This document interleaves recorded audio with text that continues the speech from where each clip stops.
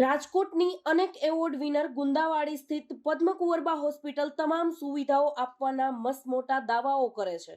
અગાઉ કરતા વર્તમાન સ્થિતિ સુધરી હોવાના પણ દાવાઓ કરે છે. કમ્પાઉન્ડમાં જ નવું ઓપીડી અને ઇન્ડોર પેશન્ટનું અલાયદું બિલ્ડિંગ પણ બનાવાયું છે. ત્યારે પદ્મકુંવરબા હોસ્પિટલ શહેરની મધ્યમાં આવેલી હોવાથી અને બાજુમાં જ માર્કેટ હોવાથી શ્રમિક વર્ગની મહિલાઓની આ હોસ્પિટલ પહેલી પસંદ હોય છે. આમ તો સરકાર દ્વારા પ્રસૂતાઓને પૂર્ણ સુવિધાઓ આપવાના દાવાઓ થતા રહે છે. ખિલખિલાટમાં જચ્ચા બચ્ચાને છેક ઘર સુધી પહોંચાડવાની ખાતરીઓ આપે છે, પરંતુ સરકારના કરોડોના ખર્ચનો ધુમાડો થતો હોવાની સાબિતી આપતો એક કિસ્સો પદ્મકુંવરબા હોસ્પિટલમાં બન્યો છે.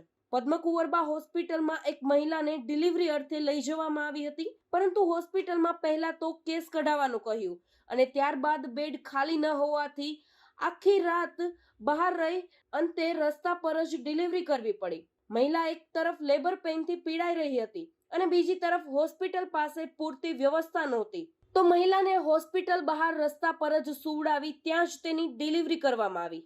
પ્રસૂતાની હોસ્પિટલ બહાર થયેલી પ્રસૂતિનો આ વિડીયો સોશિયલ મીડિયામાં વાયરલ થયો છે. જોકે આ વિડીયો ક્યારનો છે એ સ્પષ્ટ નથી, પરંતુ આ પદ્મકુંવરબા હોસ્પિટલ છે એ સ્પષ્ટ છે.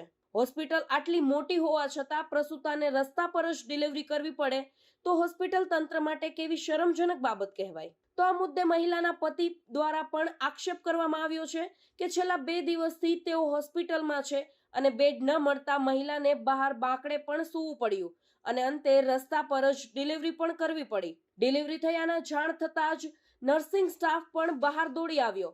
જોકે ડિલિવરી સુખરૂપ રીતે થઈ ગઈ હતી, પરંતુ હોસ્પિટલ સ્ટાફમાંથી કોઈને પણ ન સૂઝ્યું કે પ્રસૂતાને 3 ડગલા દૂર આવેલા લેબર રૂમમાં લઈ જઈ ખાલી પડેલા સ્ટ્રેચર પર સુવડાવી શકાય.